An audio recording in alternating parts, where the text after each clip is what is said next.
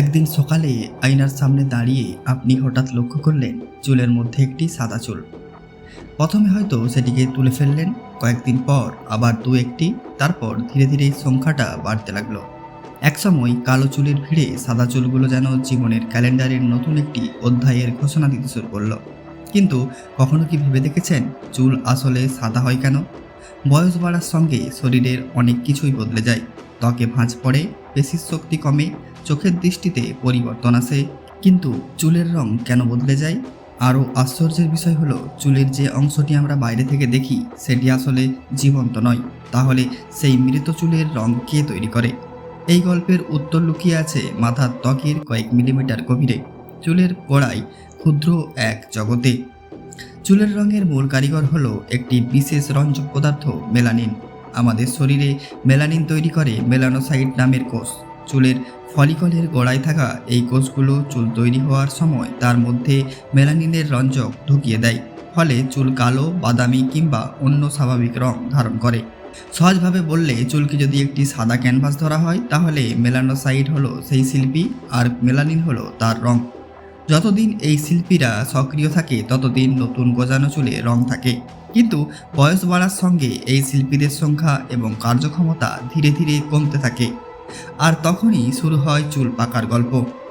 চুলের ফলিকলের ভিতরে শুধু মেলানোসাইটই থাকে না, সেখানে থাকে মেলানোসাইট স্টেম সেল, অর্থাৎ এমন এক ধরনের কোষ যা প্রয়োজনে নতুন রঞ্জক উৎপাদনকারী মেলানোসাইট তৈরি করতে পারে। যৌবনে চুলের প্রতিটি বৃদ্ধির চক্রে এই স্টেম সেলগুলো থেকে নতুন রঞ্জক উৎপাদনকারী কোষ তৈরি হয়।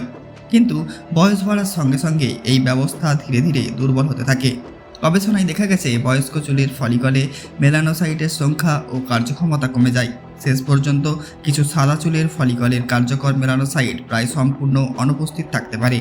অর্থাৎ চুল সাদা হওয়ার মূল কারণ চুলের ওপর কোনো সাদা পদার্থ জমে যাওয়া নয়, বরং চুলের ভেতরে নতুন রং তৈরি করার ক্ষমতাই কমে যায়।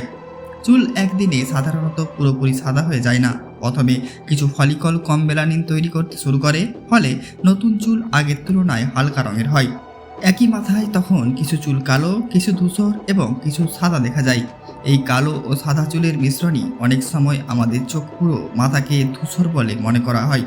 গবেষণায় দেখা যায় চুলের রং তৈরির সঙ্গে যুক্ত মেলানোসাইটের কার্যক্ষমতা কমে যাওয়া, মেলানিন তৈরির প্রক্রিয়ায় পরিবর্তন এবং শেষ পর্যন্ত মেলানোসাইটের ক্ষয় সবগুলোই চুল পাকার সঙ্গে সম্পর্কিত। এখানেই গল্পটি আরও রহস্যময়। আমাদের শরীরের প্রতিটি কোষ সময়ের সঙ্গে নানা ধরনের ক্ষতির মুখোমুখি হয়। চুলের ফলিকলের মেলানোসাইটও তার ব্যতিক্রম নয়। এর একটি গুরুত্বপূর্ণ কারণ হলো অক্সিডেটিভ স্ট্রেস। শরীরের বিপাকীয় কার্যকলাপের সময় রিঅ্যাক্টিভ অক্সিজেন স্পেসিস বা আরওএস তৈরি হয়। শরীর সাধারণত অ্যান্টিঅক্সিডেন্টস ব্যবস্থার মাধ্যমে এগুলো নিয়ন্ত্রণ করে। কিন্তু বয়স বাড়ার সঙ্গে কোষের প্রতিরক্ষা ব্যবস্থা দুর্বল হতে পারে। ফলে অক্সিডেটিভ ক্ষতি জমতে থাকে এবং মেলানোসাইটের স্বাভাবিক কাজ ব্যাহত হতে পারে। অর্থাৎ চুল সাদা হওয়া শুধু বয়সের চিহ্ন নয়, এটি আসলে কোষীয় স্তরে বহু বছরের পরিবর্তনের ফল। 2023 সালে একটি গবেষণা এই রহস্যের আরও একটি গুরুত্বপূর্ণ দিক সামনে আনে। গবেষকরা দেখেছেন চুলের রং তৈরির সঙ্গে যুক্ত মেলানোসাইট স্টেম সেলগুলো চুলের ফলিকলের ভিতরে নির্দিষ্ট জায়গার মধ্যে চলাচল করে এবং প্রয়োজন অনুযায়ী বিভিন্ন অবস্থায় যেতে পারে। কিন্তু বয়স বাড়ার সঙ্গে কিছু স্টেম সেল এমন একটি অবস্থায় আটকে যেতে পারে যেখানে তারা স্বাভাবিকভাবে নতুন রঞ্জক উৎপাদনকারী কোষ তৈরি করতে পারে না। ফলে নতুন চুলের রং হারাতে থাকে। এ যেন একটি কারখানা যেখানে কাঁচামাল আছে কিন্তু অভিজ্ঞ শ্রমিকরা ধীরে ধীরে কাজ করার ক্ষমতা হারিয়ে ফেলেছে।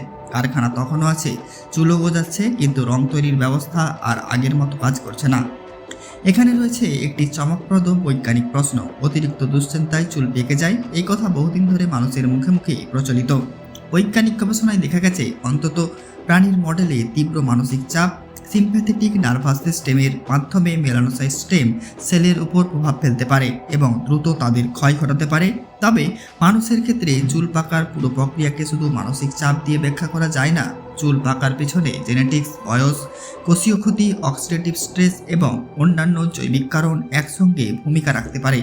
তাই একজন মানুষের 25 বছরেই চুল পেকে যেতে পারে, আবার অন্য কারো 40 বা 50 বছরেও খুব কম সাদা চুল থাকতে পারে।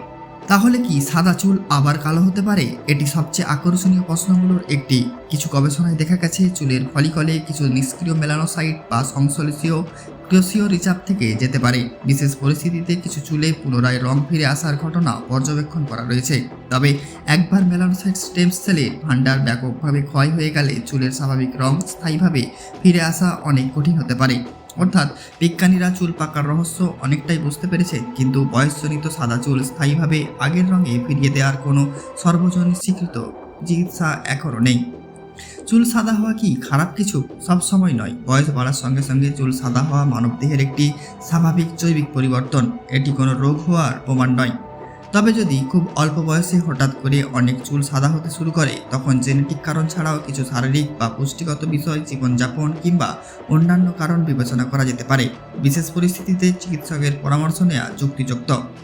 আয়নায় যখন আপনার একটি সাদা চুল দেখি, তখন হয়তো মনে হয় বয়স হয়ে যাচ্ছে, কিন্তু সেই একটি সাদা চুলের পেছনে রয়েছে অসংখ্য কোষের দীর্ঘ ইতিহাস। চুলের গোড়ায় ক্ষুদ্র মেলানোসাইটগুলো বছরের পর বছর রং তৈরি করছে। তাদের পাশে থাকা স্টেম সেলগুলো বারবার নতুন রঞ্জক উৎপাদনকারী কোষ তৈরির চেষ্টা করছে।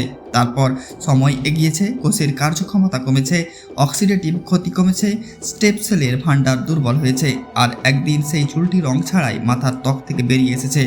তাই সাদা চুল আসলে শুধু বয়সের চিহ্ন নয়, এটি শরীরের ভেতরে চলতে থাকা সময়ের এক ক্ষুদ্র দৃশ্যমান স্বাক্ষর। একটি সাদা চুল আমাদের মনে করিয়ে দেয় শরীরের প্রতিটি কোষেরও একটি নিজস্ব সময় আছে, আর সেই সময় যখন ধীরে ধীরে ফুরিয়ে আসে, তখন কালো চুলের গল্প শেষ হয় না, বরং তার জায়গায় শুরু হয় জীবনের আরেকটি অধ্যায়।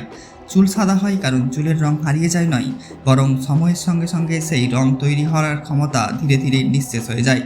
বন্ধুরা, ভিডিওটি ভালো লাগলে লাইক করবেন, কমেন্ট করবেন, শেয়ার করবেন এবং চ্যানেলটিকে সাবস্ক্রাইব করতে ভুলবেন না।